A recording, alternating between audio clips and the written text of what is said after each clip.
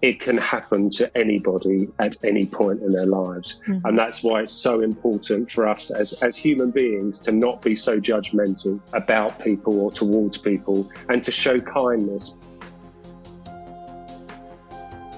Hello, and thank you for joining me here on Hope to Recharge podcast, the podcast that's designed to break the stigma around mental health and to create some hope and inspiration and give some practical tips to those that are struggling with mental health, whether it's from personal stories to break the stigma or some advice from professionals in the mental health community. Whether you are struggling with mental health on your own or you know a loved one that is struggling, we are here to support you and to create a community so you know you are not alone. The road to recovery can be difficult and challenging. At Hope to Recharge, we believe that in mental health, together is always better. I'm your host, Matana. Thank you for joining me here today. This episode is sponsored by BetterHelp.com, the online platform for therapy. Are you thinking of starting therapy, or are you in need of a new therapist? Go to BetterHelp.com and find the therapist that meets your need. You can access them from your phone, from your tablet, from your computer. No matter where you are in the world, no matter what time of day, you can find your therapist that fits your need. BetterHelp is giving us 10% off the first month. They are so affordable. Go check them out. BetterHelp.com/Hope to Recharge. That's BetterHelp.com/Hope to Recharge. Gift yourself therapy. Go get yourself wellness. Hello, and thank you for joining me here today. Today I have somebody from the UK, somebody that stopped his day in the middle of the day. He runs a bed and breakfast, a very busy man, an athlete, a go-getter, a young, vibrant man that I met on Instagram. He is so passionate about mental health awareness and breaking the stigma. And I said, I need to hear the story behind this passion. Please meet Mark West, all the way from the UK. Thank you for joining me here. Hi, hopefully you'll love my accent as well. Americans tend to love the British accent. We like any accent that's different than the New Yorkers. Anyway, I'm really excited that we finally made this happen. You have a very busy schedule and you're a very giving, passionate guy. We had a few schedules that didn't work out, and it was all from the goodness of your heart. And you're such a kind guy, and I'm honored to interview you. And by the way, if you hear a dog barking, it's because Mark has a dog and we gave him permission to keep him on the set. Okay, so we're going to be very forgiving. Finley. Okay. So Mark, I found you on social media, on Instagram. I think actually a mutual friend of mine said, you have to check out this guy, Mark West. And I every day you're like running somewhere else. You're doing something. You're on a marathon. You're just on the go.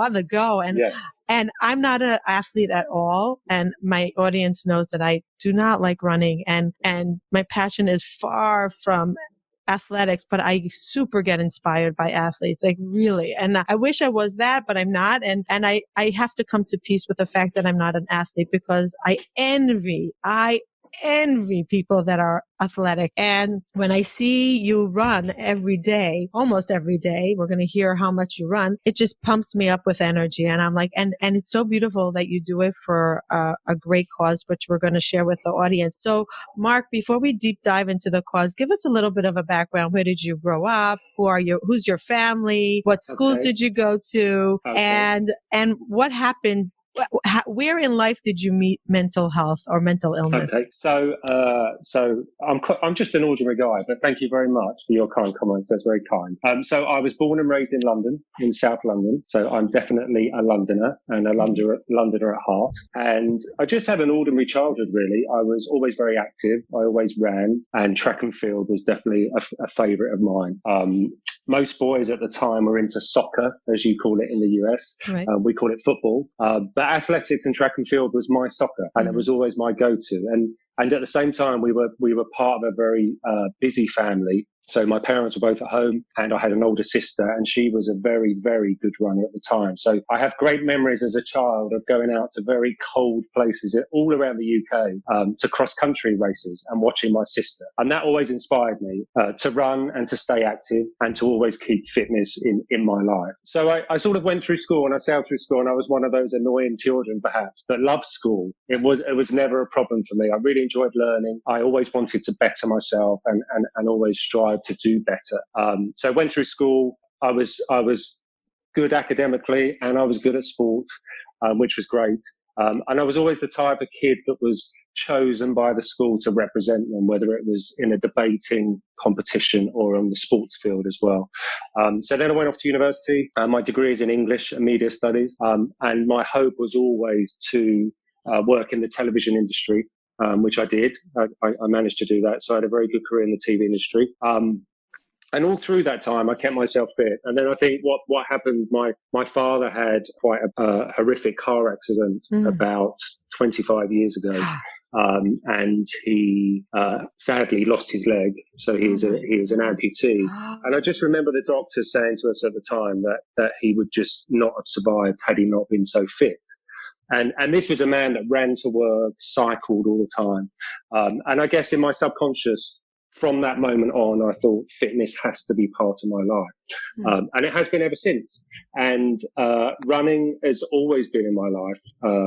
And it's amazing because it's taken me to some wonderful places, and I've met the amazing running community that are out there and who are incredibly supportive. And through my mental health and poor mental health, which I'll go on to talk about, running has almost put an arm around me. It's given me a huge hug. And that means a lot to me, particularly now. So your father is also an athlete. So my dad is an above the knee amputee.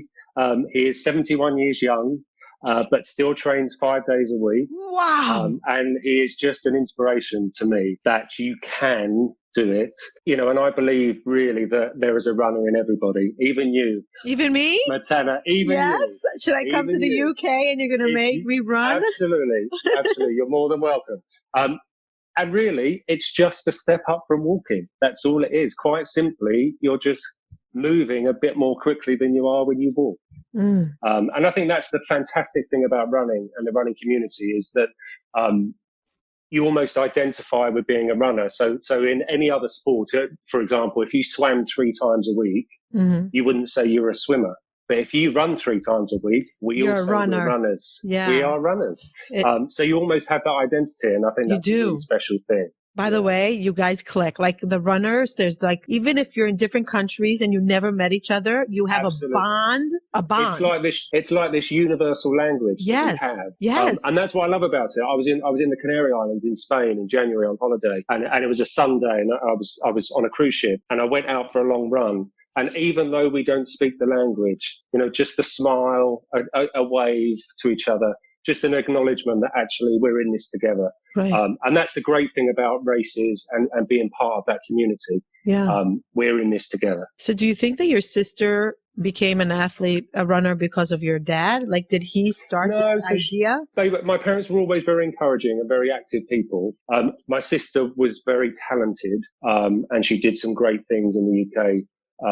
Particularly as a youngster. So, we'd run in national championships and placed really highly. And then as lots of teenagers do, they fall out of sport. They find boys or girls or whatever. Right. And their focus changes. But she did go back to running later in life and has run some very impressive times from lots of distances and won titles and things. So her younger brother is still chasing her times. Really? But as I get older, they seem to be slipping further away. But I think running has always been part of our lives, and therefore, what happened to my father only added to that. And as I say, you don't need to do what I do. You could argue that I'm at the extreme end of it. It is a passion of mine, but it's about exercise and keeping active. And where my father's concerned, I know that his mental health has been much better because his physical health has been able to support that still, despite his disability. And I think if that inspires one person, then that's fantastic.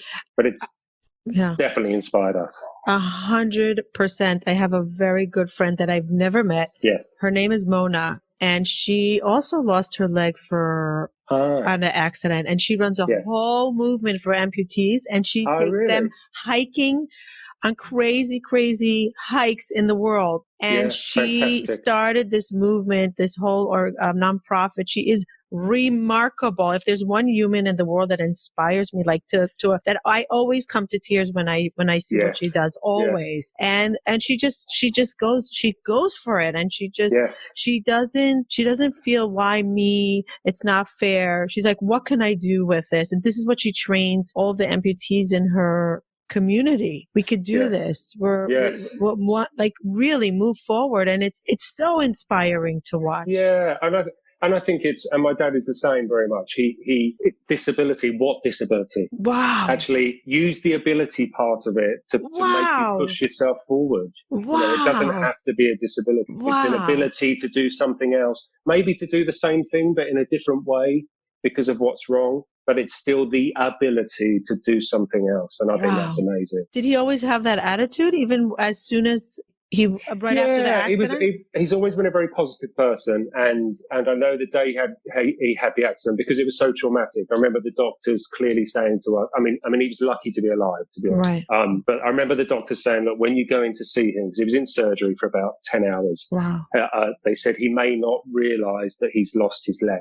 Wow. So just be careful about how you approach that subject. And he was just very, very strong, and he just said, I know what's happened. It's going to be okay. Wow. We can deal with it, and we'll deal with it as a family. And he's just been positive ever since, which is fantastic. And as I say, he inspires me every day. Wow. And that's just brilliant. I think that is, like, especially for a runner or for an athlete, that their identity, a lot of it is with their exercise, and to feel like you lost a leg, you lost your identity, and he didn't let that come in his way. No. What a lesson of courage. What a lesson of perspective, of like to look at things from a different way. I have another leg, so we're going to do what we can, and I'm going to make it work out. How does he work out nowadays? Does he have a prosthetic? So he does. So obviously he's getting older. He's 71 years young, as I say. So now he does, so he mainly trains. So he trains 5 days a week. He does ridiculous amounts of press ups and sit ups. So his core is very, very strong.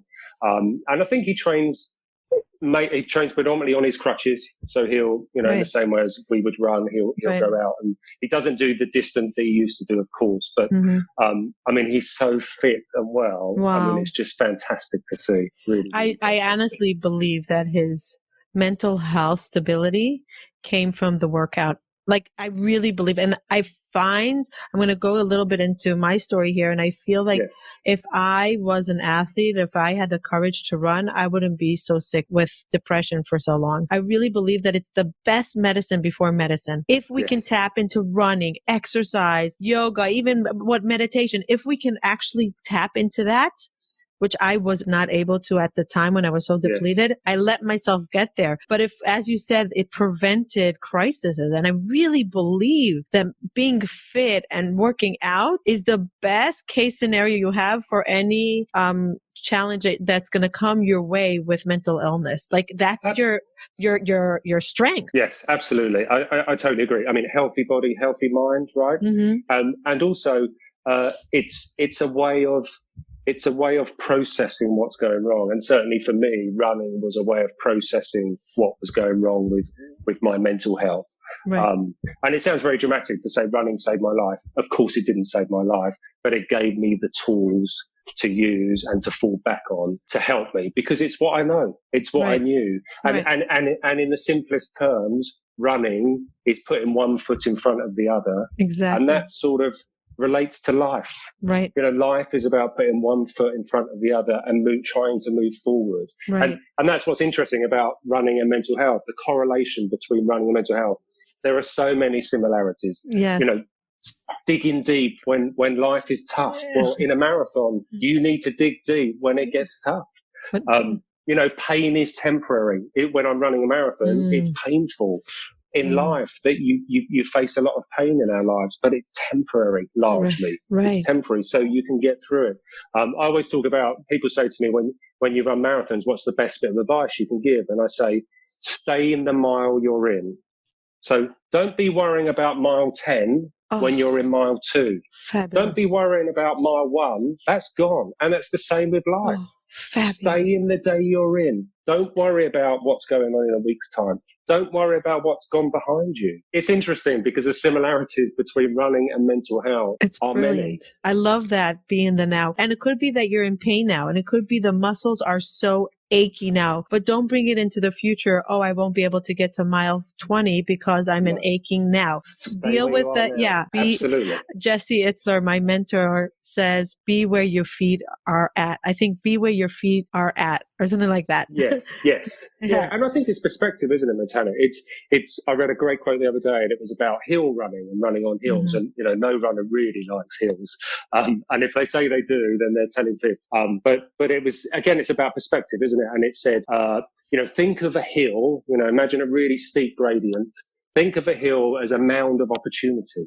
Hmm. And actually, when you think of it like that, you can relate that to everyday life as well. Yes. Think about these uphill struggles that we all face. We all Right. lead lives that are Right. busy, but think of them, when you think of them differently, think of it as a mound of opportunity. Think of your life, these struggles that we face, as a mound of opportunity that we're climbing, Yeah. and we'll get to the top. It might take some of us longer than others to get to the top, Right. but we're going to get there. Yes. Beautiful. So There's some fantastic. beautiful. It's so Yeah. beautiful. I'm pumped just listening to you and talking to you. I feel like I could run a marathon. But I have Yes, no there's a idea how runner in everyone.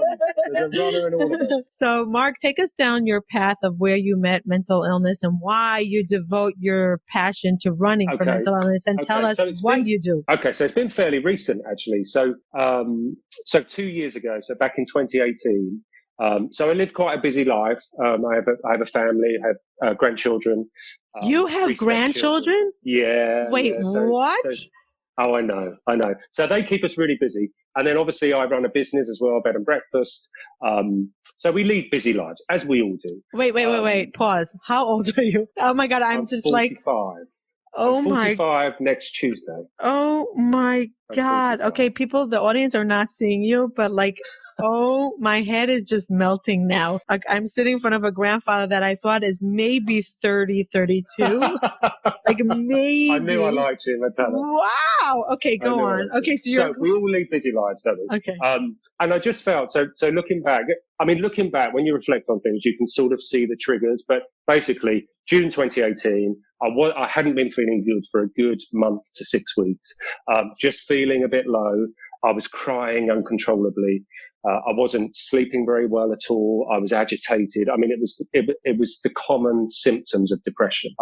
And I just wasn't feeling myself. So I went to the GP and the doctor, and she said, "What's wrong?" And I just walked into her and just burst into tears. She said, "It's interesting." She said, "Because lots of people come in here and they say, I'm depressed or I have anxiety." She said, "But you haven't said that." But she said, "What you have done is you've described all the symptoms." And at that time as well, I was having panic attacks, which were debilitating and just awful. Wow. Physical. I felt like I was having a heart attack. I was crying through them, didn't really know how to deal with them. Life was not good. And I think in hindsight, it was just that everything I do and I strive to do and in my life just got too much. And that boiling pot just boiled over. Were you And it running was at the interesting for time? me. Sorry, I was running, but interestingly, I'd run a marathon 2 months before, and it didn't go very well. And I think that alongside some other some friends had some illness, some serious illness. I think there was a succession of things that built up and added to that boiling pot. Okay. And I just boiled over. And I found it hard. I found it very, very hard to, first of all, face it. And actually, the doctor was just fantastic to me. And it's emotional talking about it. But she said, "Look, you're an athlete." She said, "Oh, I'm going to explain it this way." She said, "Your brain is a muscle in the same way as your heart is a muscle, or your hamstring." She used the hamstring as an analogy.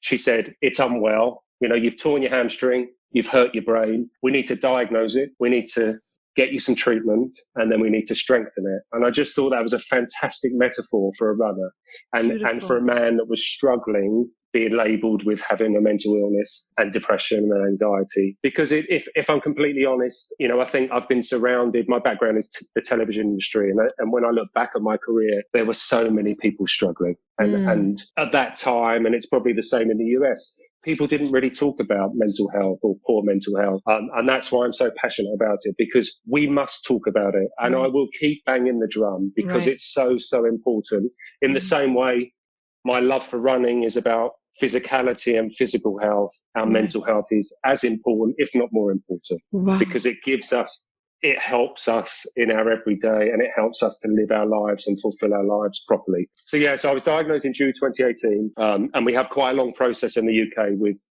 finding counsellors and things. I looked at traditional therapy, I did some CBT, I went to some group counselling, and I just found it just wasn't for me. And I understand that it's not for everybody, and it does help some people.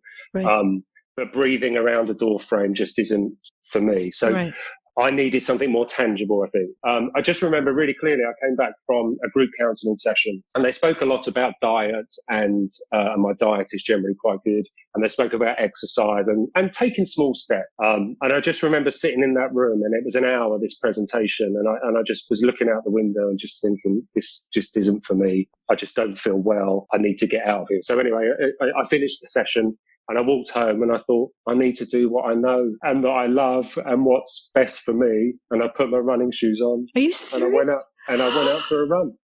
And wow. And it was just amazing. I didn't wear a watch. I felt free. I felt like my illness was lifted off my shoulders. And I look back, and I don't know where I ran. I don't know what the route was.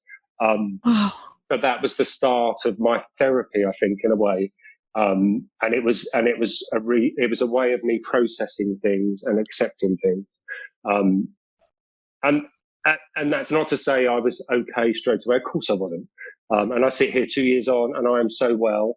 I'm still taking antidepressants, but I'm hoping to be off my medication soon. And life is brilliant. But I think what I've learned in those 2 years is that now I know what the triggers are.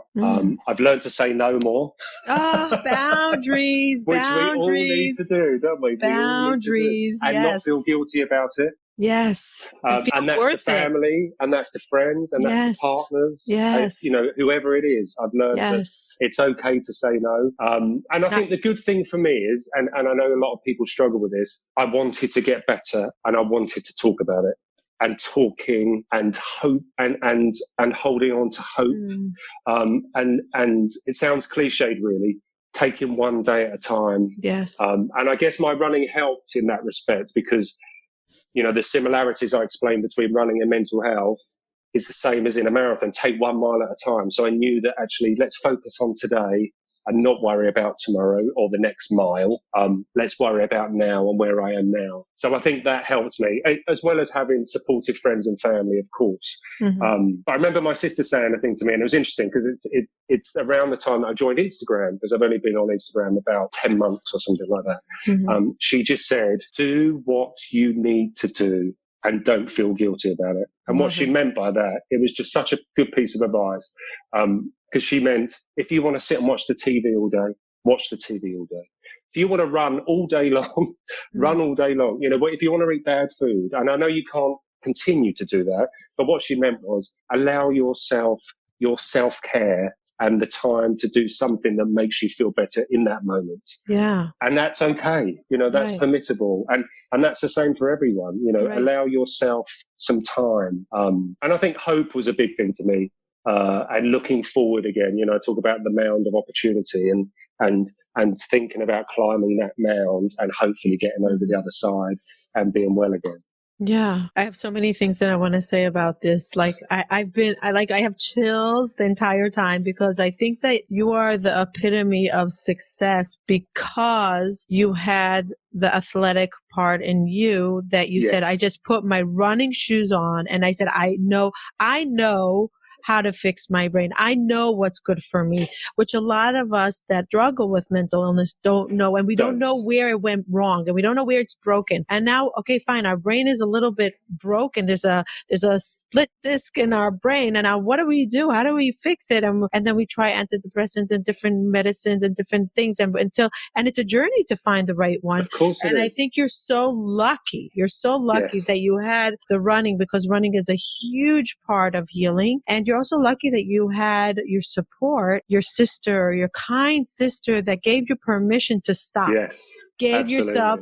So we so need that comfort zone of people that believe in us and say, you could stop. You must stop, actually. In order to heal, you need to stop. And what you said about saying no, I can't emphasize the importance of that enough. I don't even remember if I released this episode, but our last mastermind, we spoke about boundaries, how important it is to say no. And I recommended the book, The Power of the Positive No, because a lot of my crisis 9.5 years ago, when I found myself in the hospital from a panic attack and debilitating depression for 2 years, debilitating, and I had 3 kids. I couldn't get out of bed. I realized that it was all about the boundaries, that I never had boundaries and I didn't know. And I thought it was selfish to have boundaries. But then I realized when we don't have boundaries, we're killing the world around us because we're not showing up in the right place. Absolutely. And the mental health crisis for me, and it sounds for you, was the biggest gift you could have gotten yourself, to live within the right boundaries, to live within the right yeses for yourself and no's that are okay, because we must say no. And you don't have to give a reason sometimes. 100%. It's just not right for me at the moment. Right. And it's just right for me. And we have a saying that I use all the time. Self first is not selfish. Oh, they're completely different things. Self first is not selfish. I love that. It's okay, brilliant. we have to make us a little post-it on that. So that is so important, because people got this concept that when you say no, you're selfish, you're not seeing the other one, and then we have mental illness crises because the pot is overboiling, spilling over. We can't tolerate the amount that we say yes to because we've saying no to ourselves. Yes. Fantastic. And another thing that I want to say that I so believe in, and I want to highlight it. You said you have to want it.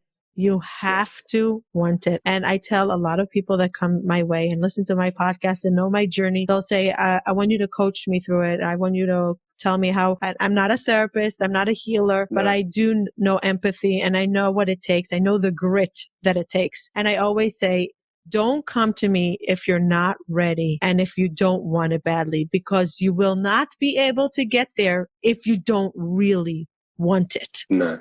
And right?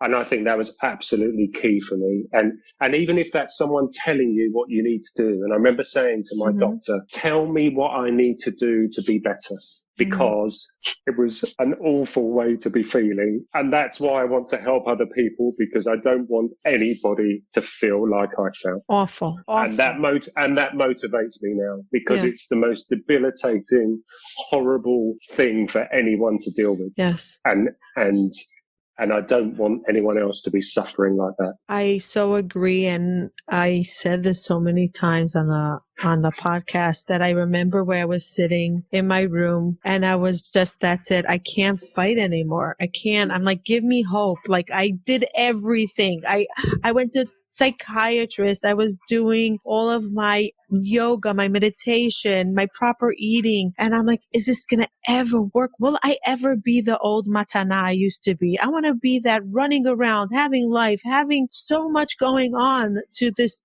closing the shades and not wanting getting out, being afraid of my own shadow. And I remember standing at my window and I said, God, give me one sign. If I can get better, I will forever pay it forward, because I don't want anybody to suffer like I suffered. But at the same time, we cannot fix others. They need to fix themselves. We can give them hope. We can give them inspiration. We can empower them. Right? Yeah. We can give them empathy and sympathy. But what you said before, you need to want it and you need to know what works for you.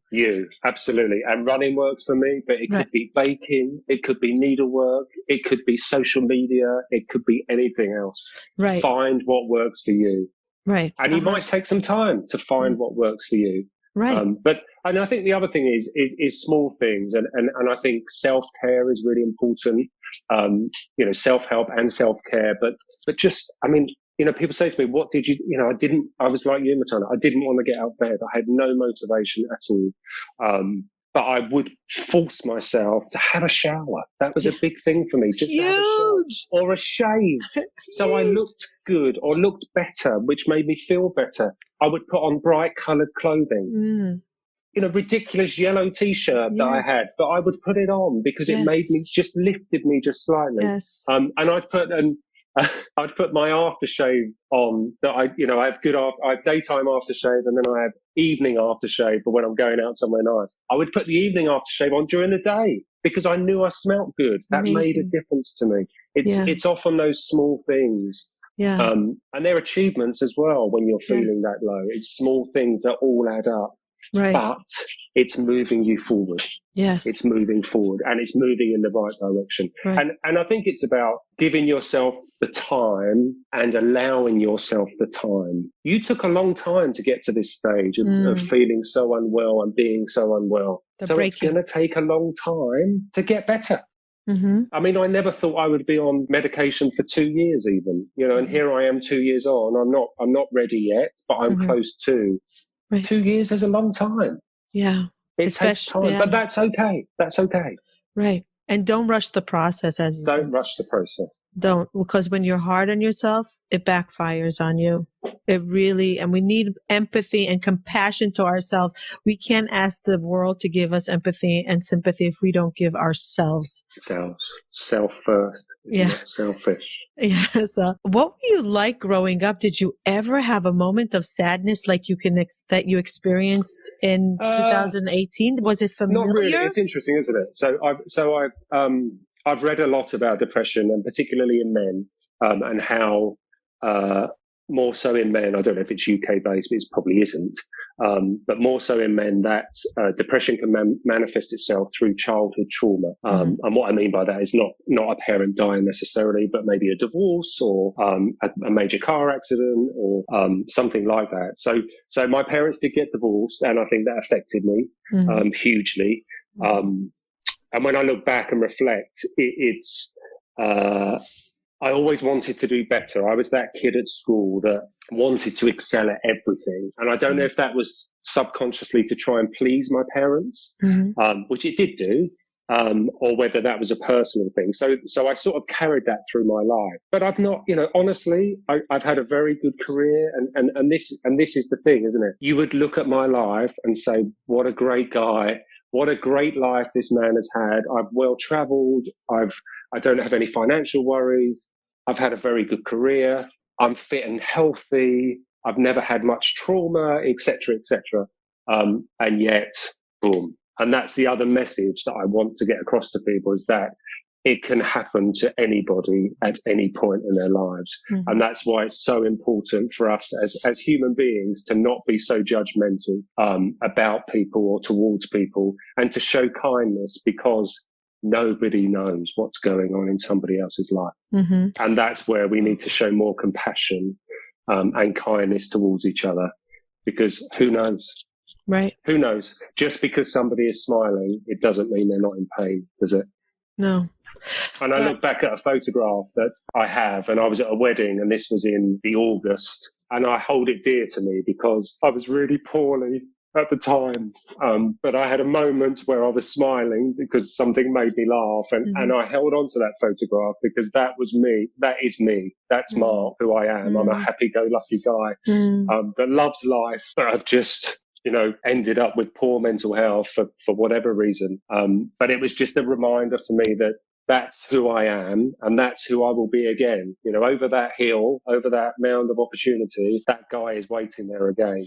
And in a strange way, it's sort of enriched, mental health has enriched my life, the subject, because I've met the most wonderful people in the last 2 years that have helped me hugely. They saved our lives. Really, our support, our community saved our lives, because without community and support, it's really hard to get through the darkness. With all the motivation and everything, it's really, really hard to get up there and to believe in ourselves when we're so depleted and when we're having a panic attack after panic attack and we just don't want to get out of bed and we want to go back to our old self and we're like, where's our old self? What happened? It's when a physical injury happens, it's so much easier because we see the healing. And I was just interviewing a neuroscientist and she says the part of the problem of healing with brain injury, with trauma, whatever, we can't see the process of healing. Even though if we go through a scan, we'll be able to see it with with gratitude, with running, with exercise, eating properly.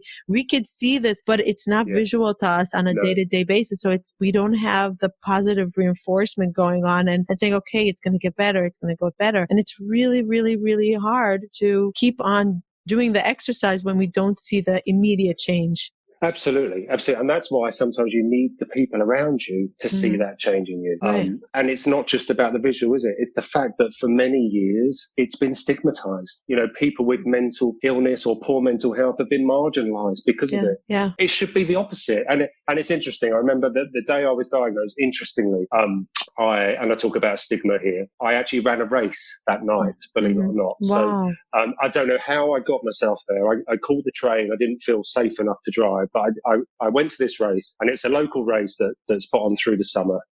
And I saw a guy there that is from my club, and he said, "Oh, how are you?" And I said, "Oh, I'm fine." You know, the usual response. Mm-hmm. And I said to him, "How are you?" And he said, "Oh, got a bit of a head cold." I said, "Oh, are you not racing?" So as an athlete, you say, "Oh, you're racing," which means you're going to run the race as hard as you can. Right. So I said, "Oh, are you not racing?" He said, No, I've got a bit of a head cold." And he said to me, "Are you racing, Mark?" And I said, "No." And that's where I stopped. Wow. And there lies the stigma. Wow. Because I should have said, "No, actually, I've just been, diagnosed with depression, or, I'm struggling a bit with my mental health." And that's what we need to change. Yes. It's permissible for him to say he has a head cold, so therefore he's not going to run hard. Right. But it's not okay for me to say, actually, I'm dealing with a lot of what now. Right. And I'm struggling big time. And that's really powerful. And that's why we must continue to talk about it to help end this stigma around mental health. Because like you say, it's not visual. Healing is not visual for someone with poor mental health, but equally it's still not as acceptable as it should be to be able to talk about it openly. What do you think gave you that courage when you were feeling not well too? Because a lot of times, especially, I don't want to stigmatize, but with men, they have a very hard time talking about it. Women females have an easier time expressing their emotions in general, but with men, especially go-getter men that are like, oh, we're a man, we're not weak, and they can see it as weakness. How did you not let that come between you and your successes? I think it's just perspective again. For me, yes, I'm a man, but I also have feelings, and I guess I've been raised in an environment where, as a man, it was okay to cry and it was okay to show feelings. Albeit my dad was from the construction industry, so they were very masculine men that didn't talk about anything. But I'm I'm quite a sensitive guy as well, and that's not to talk about cliches or anything. But for me, talking was part of my therapy, and you're only saying how you feel. In the simplest terms, you're saying how you feel. So to me, that made sense to tell people how I felt, or that I was struggling with something. And yes, it may not be something tangible in someone's eyes that I've broken my arm or something, but actually, this is harder. This is tougher. My poor mental health is tougher than me breaking my arm. For the reasons we've already spoken about, that you can't see it, you can't see the healing, and people don't all understand what's going on. So it wasn't difficult for me to talk about it, and I think as men especially, the more men that talk about it, the easier it will become. And there are lots of groups now that are forming that help men deal with things more easily. And interestingly, running again sort of facilitated that. I had a run a couple of weeks ago with a guy, and because you're not actually looking at each other, so when you're running, the very art of running, we're looking forward, because we're running alongside each other. Actually, you're not. If you're talking about something that's really deep and maybe heavy and very personal, you're not actually getting eye contact with each other. And I think that just makes it a bit easier for people to open up. And he was talking about some really personal things.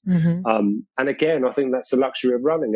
And interestingly, people say, if you think someone is struggling, maybe offer to go for a coffee. But I think actually sometimes going for a walk or going for a run is better and is easier. Nice. Because it's a bit more detached, isn't it? Nice. Because you're not in their face looking at them. Oh, so that can make it easier. Fabulous. I love that. Yeah. I never thought about that. But yeah, sometimes a walk side by side is easier to open up when you're... Or walking the dog. Do you want to come for a dog walk with me? Yeah. It's easier to open up because it's just less personal. What an insight. Wow. Yes. So how often do you run for mental health now? Like for the big cause? What happens when you run? Is it a charity? What goes on? Okay, so it varies. So I probably I actually physically go out running maybe 5 times a week. Mm-hmm. So I belong to a local running club. So I do races every so often. But again, it's been interesting because the last 2 years has given me a complete different perspective on pretty much everything I do. So even my running now, it's less about achieving. It's more about taking something from every race, and largely something positive from every race that I do. And again, the similarity with mental health. If you can pick out one thing from the day that's been positive, that means you're moving forward. Yes. And the next day, and the next day, and picking out these positive moments in a day. I've got a completely different perspective. So I've had, so I did a race on the weekend, a half marathon. I've entered my first ultra marathon, which is in August. Really? So an ultra marathon is 50 kilometers, which is 31 miles. Yeah. You'll do it. I think I'm not really into longer distances. So it will be a real big challenge for me.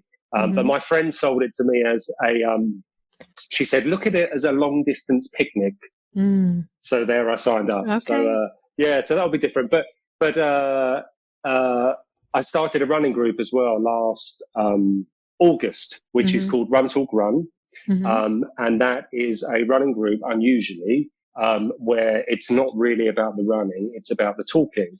So we're a mental health support running group, and we're part of a national organization. And I just saw an advert for it on Instagram, and I thought, my gosh, if I'd had something like that when I was poorly, that would have really helped me. And what it does really, it just makes running a mental health support a bit less intimidating and a bit more accessible for people. Wow. And we meet every week and we run a 5 kilometer route, but we run at the slowest person's pace. So it's not about pace. It's not about speed. It's about movement. Like I say, it's more about movement and showing about talking, showing up, yes, creating a safe environment for you to talk about things should you want to. Wow. And it's just about supporting and listening and about community. And it was really, when I started it, so I started last August, I had a panic attack on the way to the run because I was anxious about leading it and having to talk in front of people. But it was just the most amazing feeling. And sense of accomplishment. Yeah. And it was interesting because the founder, who is a lady called Jessica Robson, she has a fairly similar story to mine. But I saw her speak recently, and she said, I just want everyone to remember that when you come to Run Talk Run, we give you the permission to turn up as you are, as yourself, whatever that means. Beautiful. And she also said, which was great for me as a leader, it's the same for the leaders. They are struggling. Some of them are still struggling. We give them the permission to turn up as themselves and as who they are. And that's fine. So it's this wonderful, supportive community that we've created. How often? Every week? So we meet every week. And just to give some context to the group, so back in 2017, so the lady, the founder of the group, so she was, so as a teenager, she struggled with an eating disorder. And then as she grew up, that manifested itself into depression and social anxiety. And at the time, she was living in London, and like London, I guess, like New York, can be a very isolating place, particularly if you're by yourself. And she was really struggling. So every weekend she would go home, and she would, which was down on the south coast, and she'd visit her parents. And her mum was a runner, ironically, and she would go for a run with her mum on a Sunday. And she just said, very quickly, I realised that I was opening up to mum and just talking a bit more about my problems, and I felt better for it. So she had the idea that she would start a running group herself in London to try and replicate that. So she set it up on Instagram. She was outside a well-known tube station in London, and she said nobody came. Nobody came. Nobody came. So she did the 5-kilometer run by herself. Second week, nobody came. Third week, she would post. Wait, she posted on Instagram, "I'm going for this Post run." on Instagram, "I'm running. It's a safe space if you want to come and talk about your mental health. It's just a running group." And whatever. And she told everybody where she's going to run, what time, show up if you want to, free. You don't have to, just come. Free, just turn up, all abilities. We run at the slowest person's pace. She was considering stopping it. She said because it wasn't actually helping her own mental health. So she tried to work out what it was that might be stopping people. So she managed to arrange a meeting point at a cafe where people could drop their bags should they want to. Anyway, she said 6 people turned up. Oh my gosh! So which was amazing. Time? So wait, the fourth time 6 people came? Strangers. Yeah. Strangers. So this, just strangers. So this grew. So this was in October 2017. And then someone saw what she was doing in another part of the UK, in the northern part of the UK, and said, "I'd really like to do it in my home city." So she said, "Okay, why don't you set up in your home city?" So this was back in 2017. So there was October 2017, 1 run, 1 leader, 1 mission. As of January 2020, I'm about to get chills. There are 80 runs. Oh my God. 110 leaders, oh my but God. the same mission. Oh my God. And to be part of that is just amazing. I'm crying. It's amazing. I'm just crying because it just shows the power of showing up. Absolutely. And doing what you want to do, and never saying there's enough help out there. It's just like, and if she would stop after 2 times or 3 times because she was alone, all these 80 runs would be empty and struggling people that didn't have a sense of a community and belonging to a place that they could just be and feel okay. Not being okay. And be who they want to be. Yes. And be who they want to be. And the only way I can describe it, Matana, is it's like, and I don't want people to get the wrong impression. Don't think we turn up and we run and all we talk about is mental health. We don't. But it's like a big hug. That's what it is. And it's knowing that you're in a place that's safe and that you can talk about things should you want to. You don't need to talk about anything if you don't want to. And it's just been amazing for me, both as a person, as a leader, for me personally, but more importantly for everyone that comes to the run and they come back. We started in Southampton, which is where I'm based. Last August, there were 3 of us. We meet every Tuesday. Last night, there were 13. Sometimes there's 18. But for me, it's never been about the numbers. Right. It's about what it means to people, and people come back. So it must be working. So powerful. So beautiful. Absolutely. And actually, it's very simple. It's very simple. We are a running group that support mental health. That's beautiful. It's a very simplistic concept, but it's, and I often read, I might share this with your listeners if it's okay. I often read this to the group at the start because it perfectly encapsulates for me what the group and the run is about. And as I say, I often read this to the runners when they come. We are so much more than just running. We are supporting, we are cheerleading, we are listening. We are talking. We are just being with each other. No matter what being looks like for you, whether you're feeling sad, happy, anxious, indifferent, joyous, energetic, confused, lost, we understand. We get it. We're here if you want to talk about it, and we're here if you don't want to talk about it. Beautiful. Beautiful. Wow. You are just an inspiration, a joy, a spark to the world. Like I am just I'm full of goosebumps of your journey and this passion that you have to break the stigma and to let others feel not okay and be safe and to give them the hope and the will and the desire to want to be okay, to not want to stay in the mud stuck, but to have that desire to push forward, even if it's just a tiny little bit today of putting on a yellow shirt, that's a success. Yes. Or your best aftershave. Yeah. I always say, I don't know what it is about a shower, but it's so funny that you said a shower before, because for me, one of the greatest greatest moments of achievement during my darkest moment was showering. Yeah, having a shower. I showered. That was like, wow. Yes, yeah. It And it's a is, simple thing. Whereas yeah. a bath, I feel like you're drowning. Right. And Right. it's often those small things, isn't it? And that's why I say colour is so important. Put the bright colours on. Trust me, it makes you Right. feel better. It lifts you. It does lift you. I had a friend that used to come to my house and open the shades and say, get out of bed. And she used to say to someone, put some makeup on her. She needs to get out. Yeah.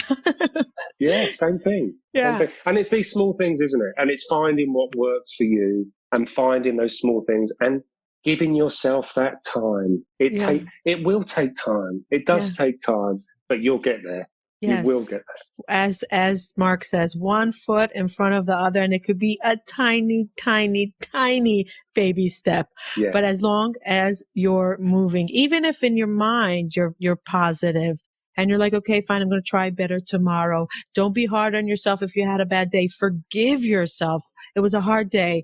I survived today. I didn't kill myself today. Wow, an achievement. I'm having hope for tomorrow. Wow. I slept through the night without 3 panic attacks. Wow. Like all these things are huge, really, really, really big. By the way, I wanted to ask you, are you married? I'm happily married to a man. Okay. So we've been together 20 years. 20 years? Yeah, 20 years. So, really, really happy. And how did you meet?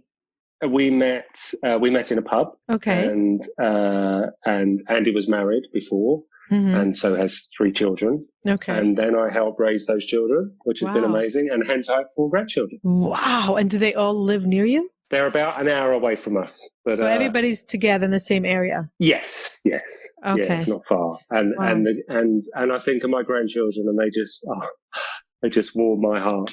Amazing. It's just the most amazing thing. It's amazing that you treat them like your own. Yes, but they feel like they're mine. I mean, it's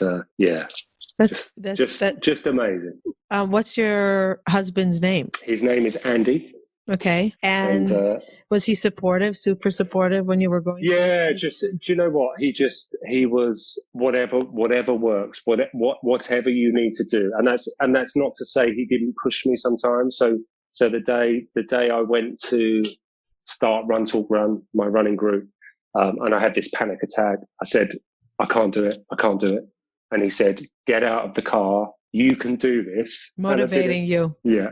But he probably knew. And I guess that's having someone that knows you. Exactly. And knows what you're capable of. I was just about to say push that. You. Yeah. How much to push and how much to say you don't have to. So he knew that you.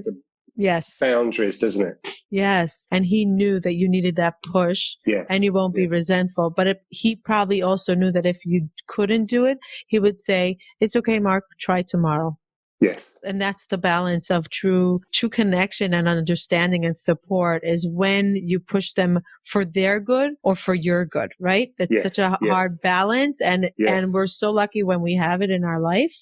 Someone that knows us so well to know how to motivate us and how to be empathetic when we need the empathy and sympathy to back off. Yeah, and it's hard, isn't it? Because I know not everyone has that, but but there are so many kind people out there, and for all the negative comments that social media get, and much of it is justified.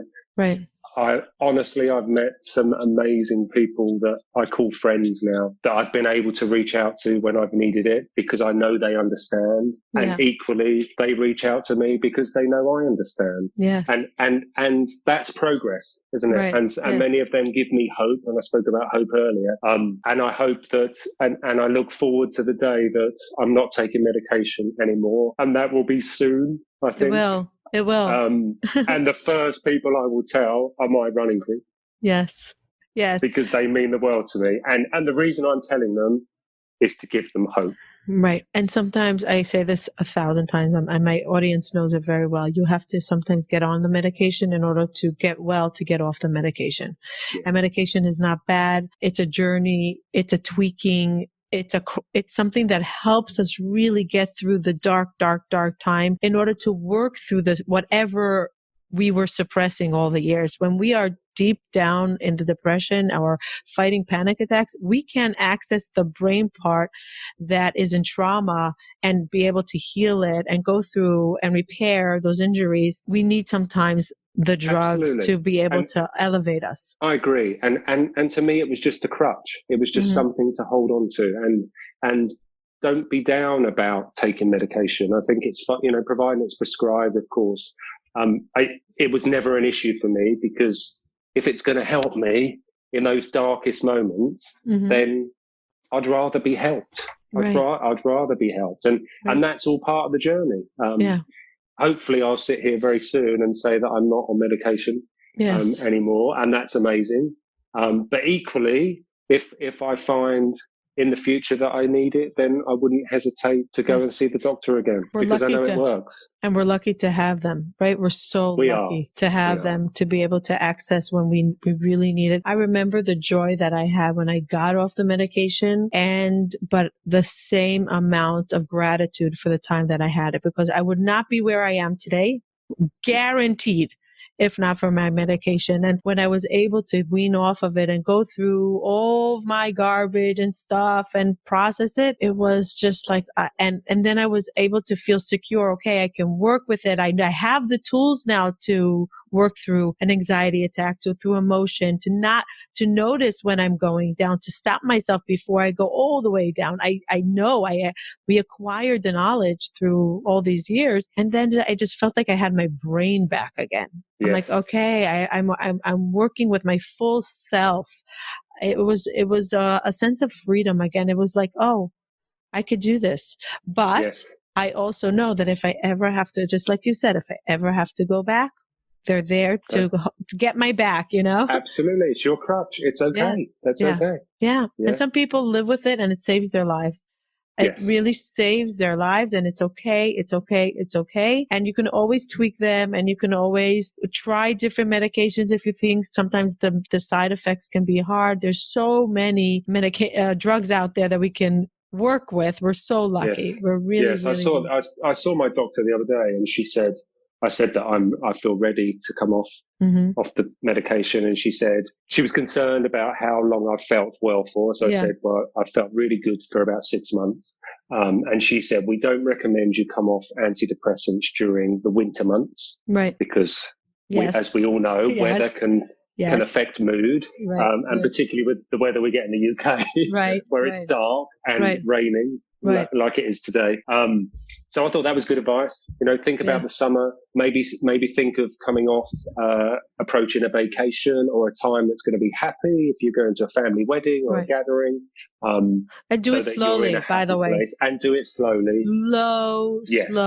Slow. And always with a doctor's permission and monitoring. Of course. And it's not an easy process coming off of medication. I want all my audience to know it is not easy. No. It's not. No, because she did ask me if I'm anxious about it. And I said, I am anxious because it's been my crutch. Of course it has for the last 2 years. Right. But do you know what? I feel ready. If it works, fantastic. If it doesn't work, then I'll have to go back on it. And that's okay as well. Whatever it takes. And sometimes it's reducing the dose to half of it, and that's enough for what we need. But Mark, I'm telling you from experience, do it very slowly, because what happens is, and I want my audience to hear this, when you go, I tried it twice. Once I was not ready, and once I was ready. And when the first time when I was doing it so slowly, and I was on 2 different medications, and we weaned off of one, and I'm like, oh, now I could get off the other one. The other one was much harder. And I'm like, and I was really suicidal when I was weaning off. And I'm like, I don't understand. I was well. He's like, but it was the medication telling you that you were well. I said, it's okay. What am I supposed to do? And we tweaked it. I went back on the medication. Then I wanted to get pregnant. So he said to me, listen, if you want to get pregnant, you need to be off the medication. And I went, and it was a slow getting off of it. And he's like, if you get pregnant, you cannot get back. My OBGYN told me, you cannot go back on it. Like, I'm not letting you. So you have to be really sure that you're okay. And I went down to the smallest dose. And I was feeling okay. And then I got pregnant, but then the hormones kicked in, and it was my whole new self that I didn't recognize. Yes. It was a really hard time, really hell. But I had my healer. I went through it. I never went back on. Never. Done. It was done. So amazing. But it takes it's a new you that you're going to find. Yes. That's what I want everybody to hear in you, Mark. It's going to be the new you that is a little bit more raw and vulnerable, a little bit more sensitive. Everything is a little bit brighter, and everybody that touches you is a little bit more strong. Every word, every vibration is harder, but it's getting used to the new you and knowing now that you're stronger what to put into place in order to be able to be the new you. More no's, more boundaries, more downtime, whatever it is. More self-care. But just know that it takes time and it's going to be a new you. And that's okay. Okay. That's don't great expect to be the old Mark. No.